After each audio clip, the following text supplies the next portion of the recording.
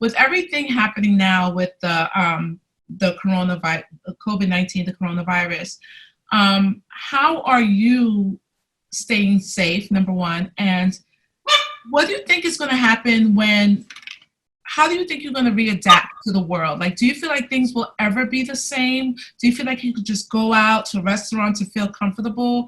I mean, I know right now we can't really say for sure what our plans are, but are you in any type of fear or concerned? It's funny, I just kind of recorded a little video about that. There's like a dual experience kind of going on for me where in some moments I'm very hopeful and positive and certain that everything's going to be okay. But in then other moments, I'm not sure what the new normal looks like. And that uncertainty definitely drives me a little bit.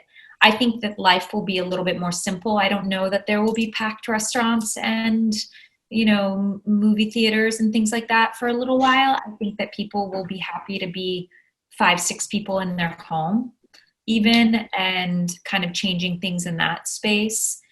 I know that I'm definitely curious about what my business is going to look like when we go back, because actors can't wear masks and gloves at work. But, you know, the rest of the crew and everyone can. And so what's filming going to look like? What's our communities going to look like? I think will all be discovered over the next 6 to 12 months.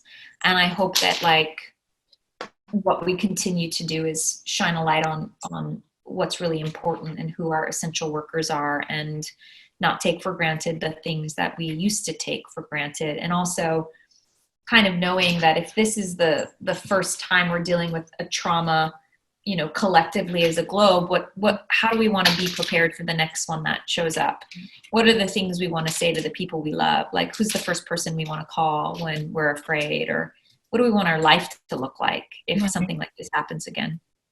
I think people are really starting to think a little bit more. I notice there's a lot more awareness about health and wellness. I know that people are in fear. My husband's my mother-in-law, I should say, to keep it short, one of her best friends passed from this. And then there's a couple of people I know, I don't know their families personally, but they have had issues where their family has passed.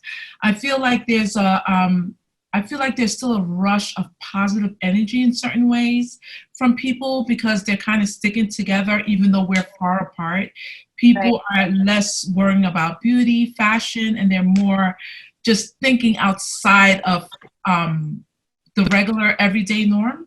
You know, do you know what I'm saying? You know? Yes, of course. I mean, me putting on a red lips today was like, wow. Yeah. I was like, look at this face. Wow, it's still there. Yeah. And, you know, I've been definitely trying to stick to some normalcy in my routine, still getting dressed and doing all those things as often as possible. And we had a friend who, you know, was intubated and put in a coma and from COVID, and it was really, really scary. He's 37. Oh no. He just turned 38. So we definitely navigated it early. This happened March 10th, you know, when he was hospitalized. No, I'm sorry, maybe March 15th. I think he got sick around March 10th. And so, you know, I think that it's definitely creating more of a simplicity in life. And, you know, I posted a photo and I was like, I'm just getting dressed up. And so today I got dressed up, yeah, you know, because I was like, I like that aspect of myself. Like, I'm in gym clothes half the time, you know, I want to put on something like that. And so just giving myself those little bits of normalcy really helps. But I particularly don't see myself going to a packed restaurant because I think some people haven't been as cautious and thoughtful with social distancing. And for me, I'm not so worried about myself. I'm worried about the way other people have been. So I'm kind of like, I'm okay just going to people whom I know to be close with that, you know. But I'm still ordering from my local restaurants, and I'm still supporting my small businesses in my neighborhood as much as I can to make sure that those businesses are still there for us when life does go back to normal. Gotcha. Go ahead, Shruti.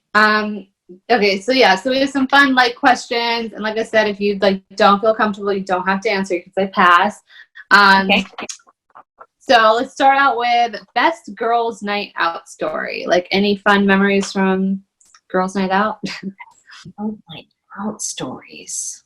I feel like Corona has been around so long that it's like, Yeah, I know. what did we do before this? When was the last time I had a girls' night out? I feel like everyone in my life is so settled with like kids and marriage and all the like that like girls' night out is so hard to schedule. Yeah, It's I like, know. okay, who has a babysitter? It's like, I think that like I try and live, you know, as with my girlfriends as best as I can. I've definitely had some wild nights, but not in a long time. Fine. And because I'm in Hollywood, those stories will remain in a vault. Yeah. Okay, I have one. Let's see. We have some good ones.